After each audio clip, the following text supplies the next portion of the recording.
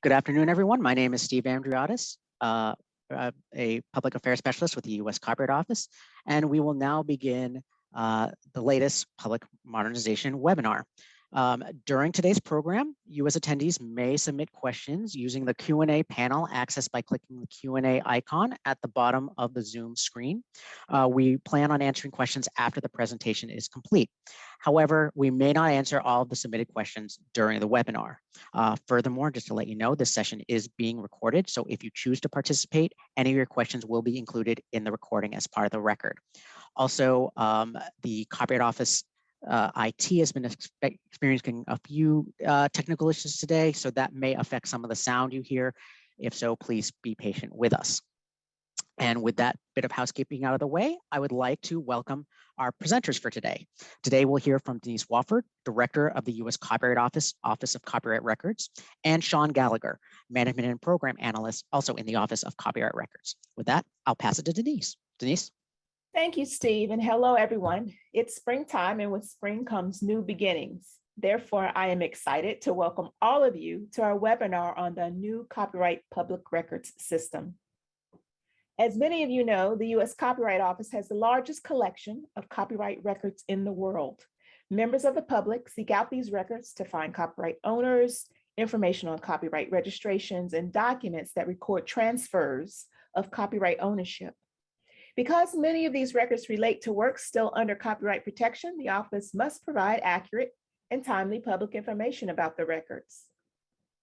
You know, in thinking about today's webinar, I went back to take a look at some of the initial requirements the office collected from the public several years ago that were considered pain points or badly needed new features not available in the old copyright public catalog. This input became the driver for the vision the office established back then for a new system. Today, this vision aligns with our new strategic goal of copyright for all, to make the copyright system as understandable and accessible to as many members of the public as possible. To address the public feedback we received, the office undertook a holistic review of all its public records and how to best provide access to these records. As of the end of March, the page views for the new copyright public records system were approximately 65,000 per month. So I am happy to say that we are well on our way to meeting the office's vision and associated milestones we established to expand the number of records integrated into the online copyright public record system, to adopt strategies to facilitate the integration of office registration and transfers of ownership records to present a more comprehensive chain of title, employ a modern, robust search engine that allows such features as faceted searching, saved searches, and the ability to pull large volumes of records, digitize our older pre-78 paper copyright records and transfers of ownership documents to make them searchable online in the new system, and incorporate industry standard identifiers and other information to expand the usefulness of the office's public records. The movement forward on all of these milestones would not have been possible without the dedication and support of all of you. Therefore, I want to say thank you to the technical team who executed the tedious work required to document requirements, create user stories, design the user experience, and code, test, and implement the technical architecture. Thank you to the public for all the tremendously helpful input that led to the development of the system's features, as well as input that will serve to inform future system enhancements. Thank you to all the stakeholders that championed this effort by giving it support and approval. But also, let me give special thanks to our two product owners who have been key to this effort, Robin Correas and Sean Gallagher. Robin is a program analyst and a subject matter expert on U.S. copyright records. Robin, unfortunately, will not be presenting today, but I wanted to acknowledge her important role as one of our product owners, along with Sean Gallagher. Sean is a management program analyst and product owner for the Copyright Public Record System. Sean also happens to have the honor of being our main speaker for today's event. Before I hand the presentation over to Sean, I would like to express how much we in the Copyright Office look forward to building on what has been accomplished so far. by implementing more features and enhancements in the future under our continuous development model. I encourage you to continue exploring the new copyright public record system. And also, I encourage you to continue to provide feedback about the system to assist in shaping future updates.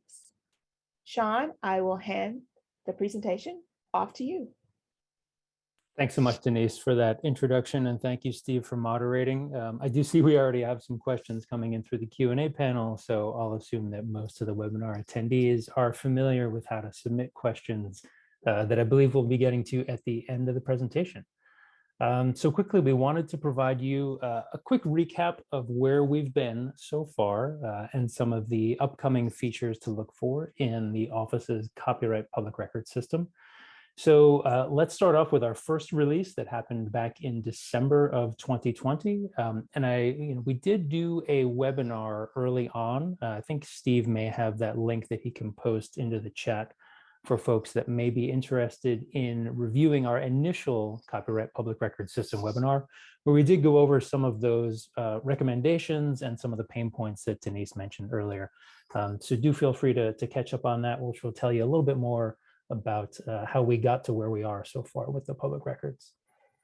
So again, our first release in December of 2020 brought a much more modern interface as opposed to our existing public catalog, with much more flexible formatting for searches, for registration and recorded document numbers. We brought a simple and advanced search, added a number of filters and facets to help people find the records they were looking for, added the ability to email a record from the detailed record view, and tried to bring a greater focus to copyright specific information such as claimants and parties that were not easily searchable in the existing public catalog.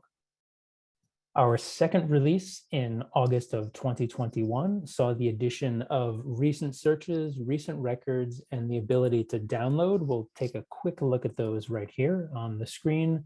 You're seeing the recent searches page, which you can find up on the top nav bar of the public record system right now if you go visit us at publicrecords.copyright.gov.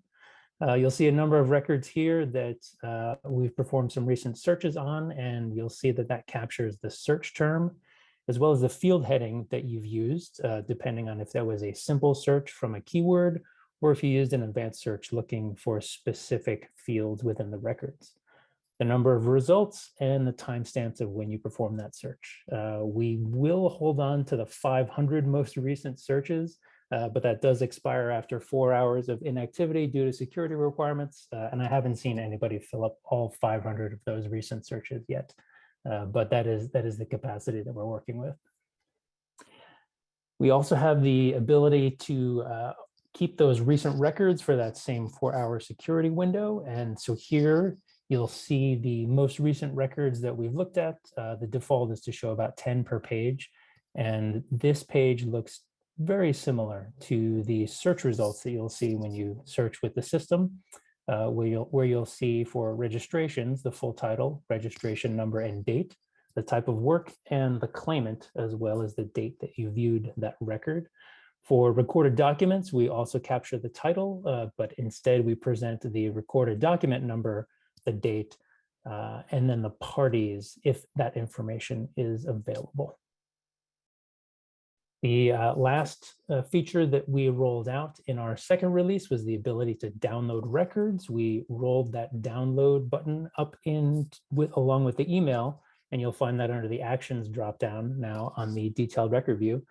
And so if you do select that download button, you're going to get a prompt, and you'll see the pop-up right here in this window where you can select a PDF, which matches the visual style of the detailed record view, a text view, which is much simpler and easy to open with any text editing program, or an XML document of that individual record.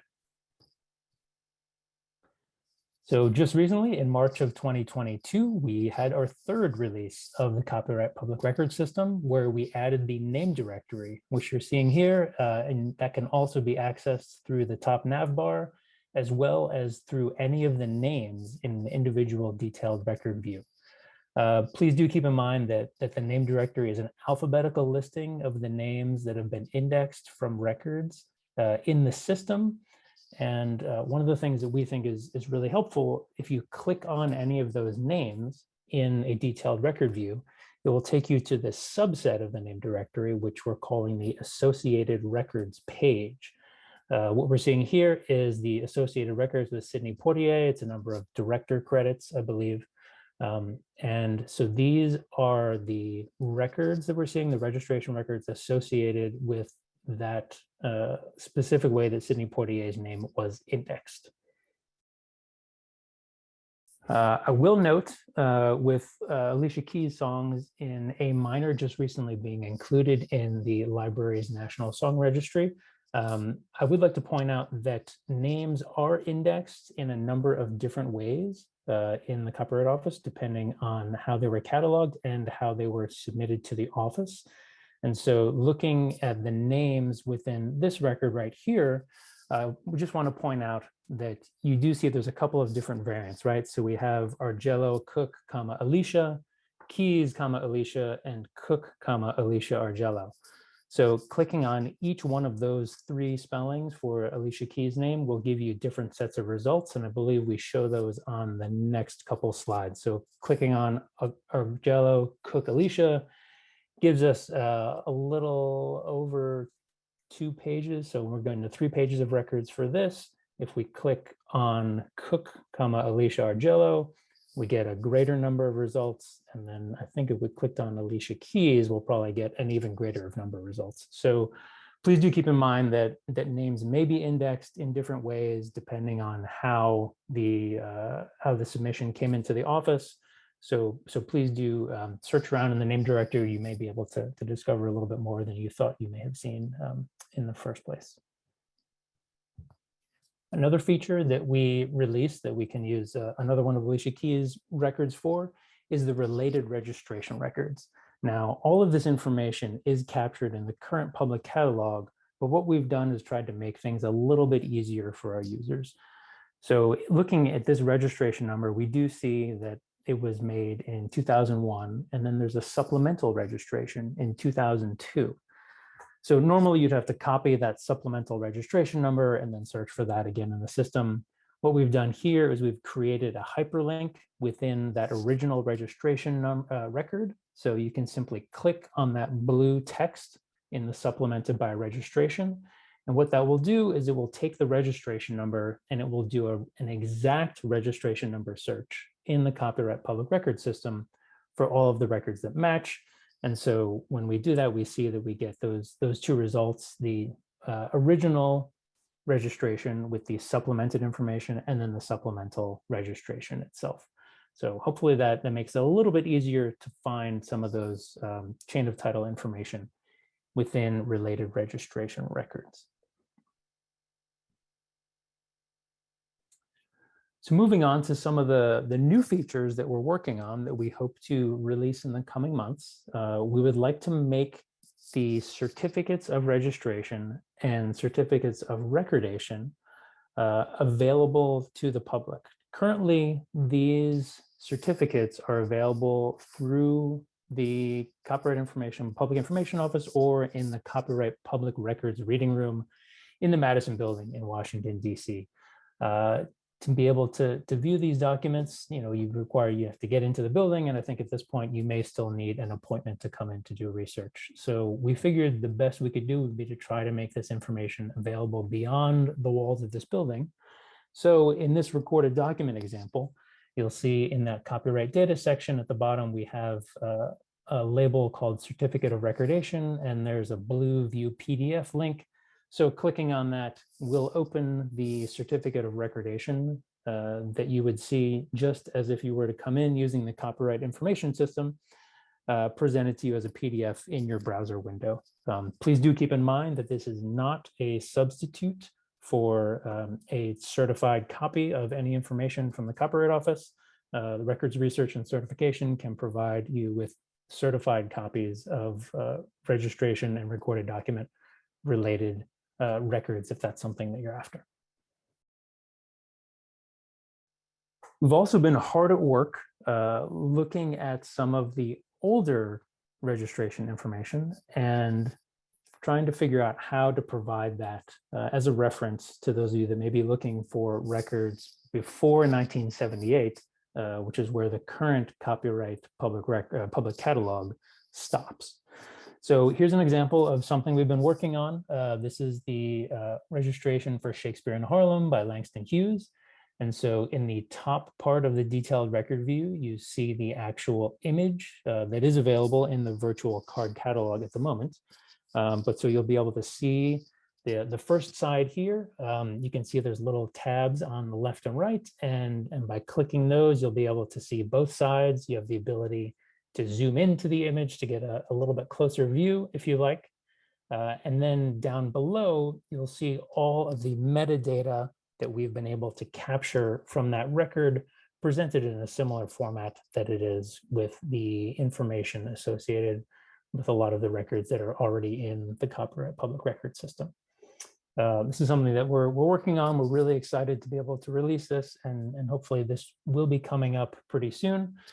And hopefully it will make those card catalog images a little bit easier to search and more available for people beyond the walls of the current office.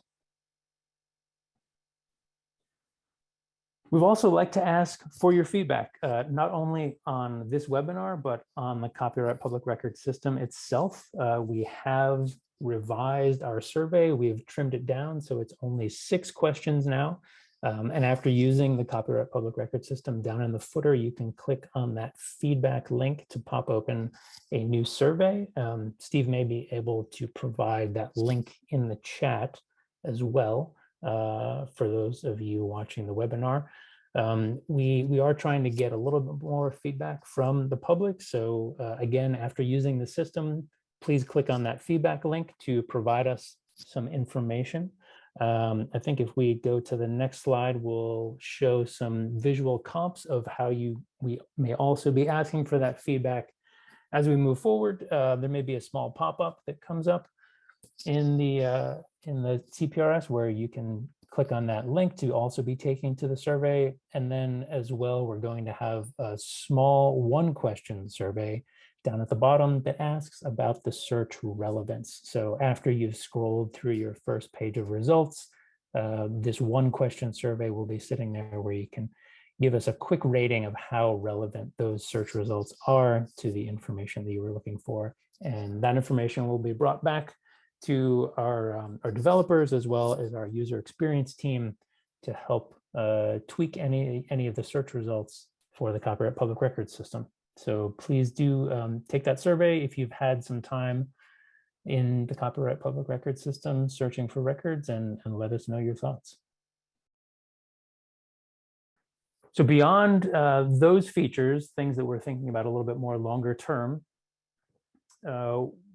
we do have a new recordation pilot the office has been using for quite a time, and we've had some fantastic stakeholder feedback on that. The new recordation pilot does capture more information than is currently published in the Copyright Office's public catalog. So what we would like to do is be able to capture some more of the information and provide that information in the copyright public record system. So moving forward, that's definitely within our plans to integrate those 2 systems a little bit more.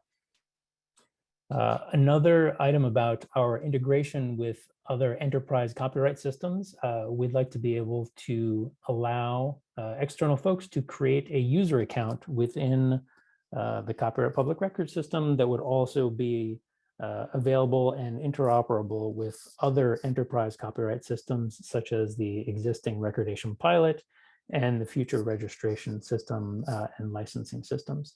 So the idea is that you'd be able to create one enterprise copyright system account.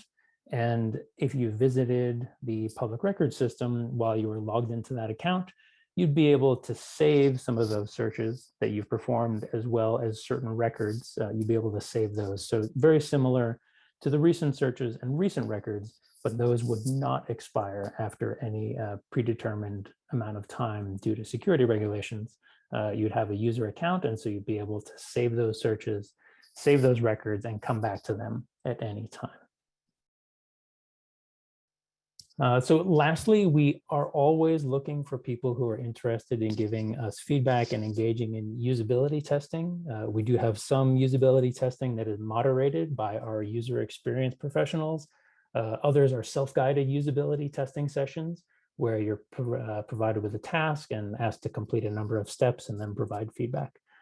If you are interested in participating in any of the usability testing, you can always send us an email at publicrecords@copyright.gov or provide your contact information in the survey. And we'll take those back to our user experience designers and make sure that your information is shared with them the next time they're engaging in a usability testing session.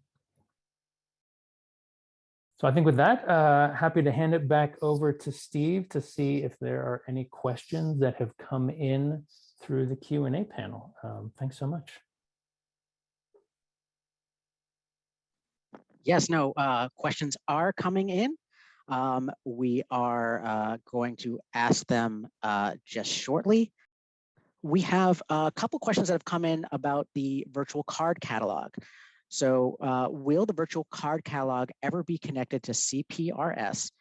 And is there any plans to update the VCC? Hey, Steve. So this is Sean. I will say that we are using the same images that are available within the virtual card catalog that we'll be pulling in and presenting in the copyright public record system. But that the data, the metadata that we will have is much better, is parsed out a bit more. So there are distinct fields for authors and claimants and distinct dates that I believe are a little bit more robust and make them better searchable than you'll find in the virtual card catalog. Great, thank you. We just got a question, and I'm going to answer this now so that everyone can see it.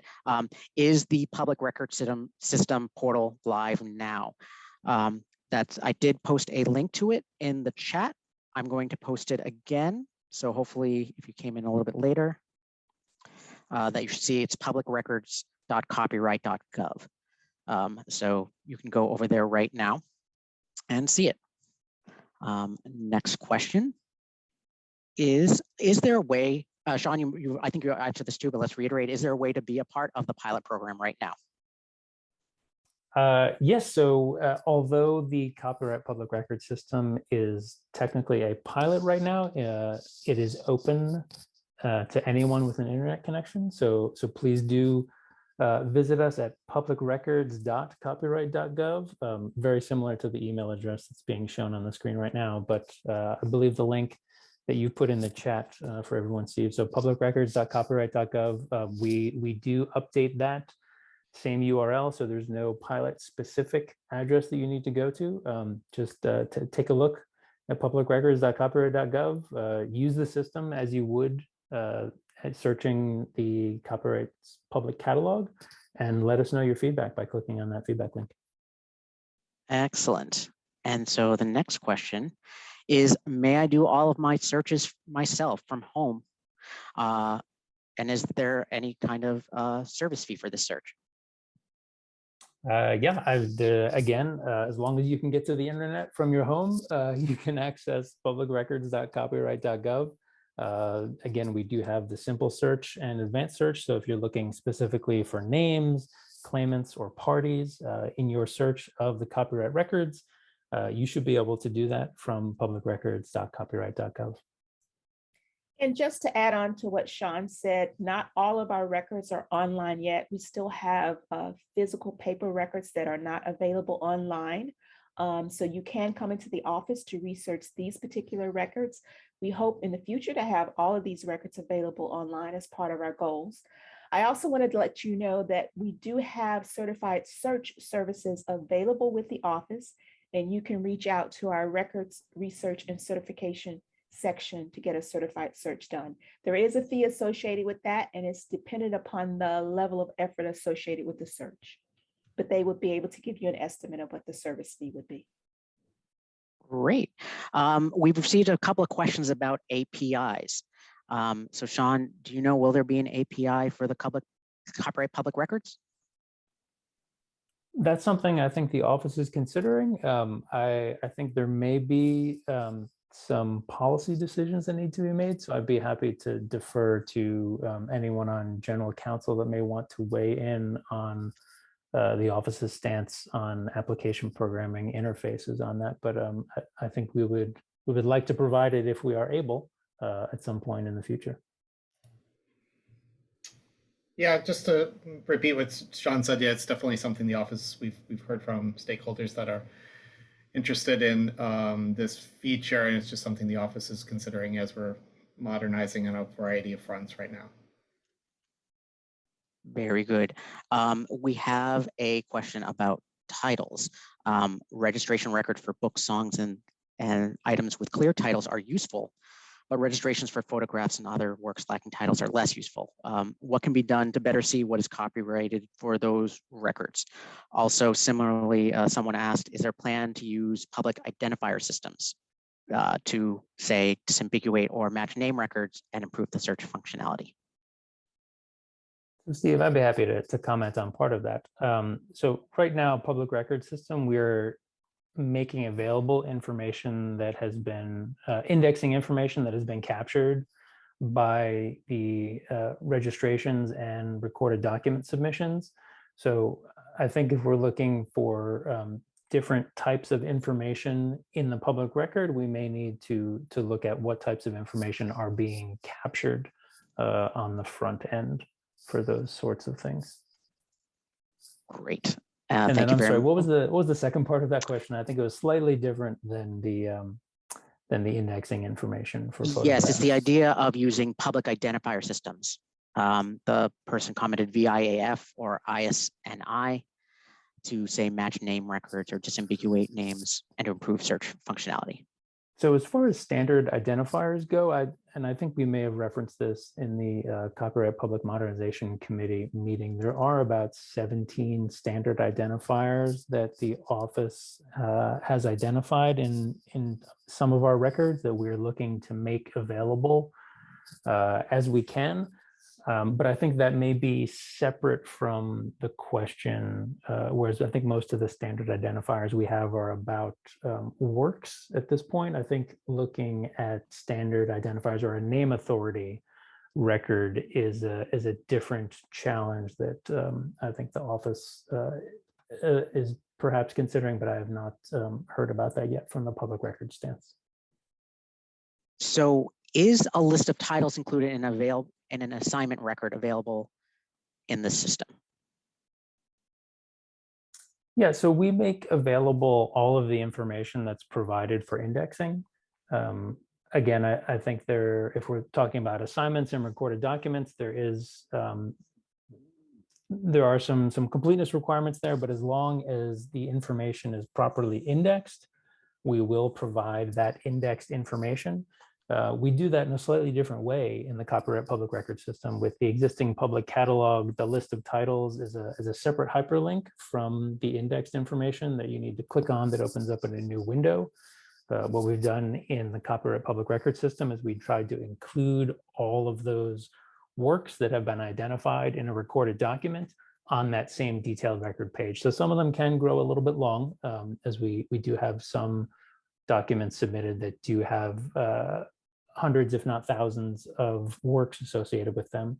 But we do try to make those available so that you don't necessarily need to click over to a separate link, as long as that indexing information has been properly captured when submitted to the office. So we have another question about names.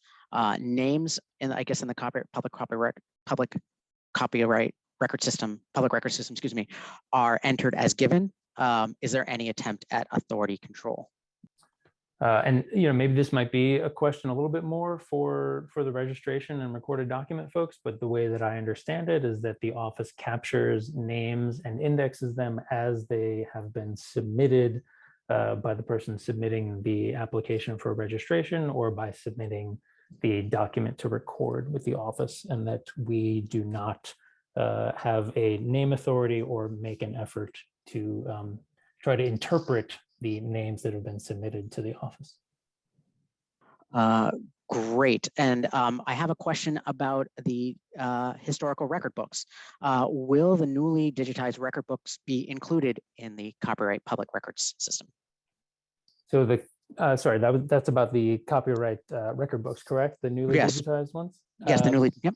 Right, so those are available on, I believe, the library's website, and I think we may have a link to that we can post into the chat.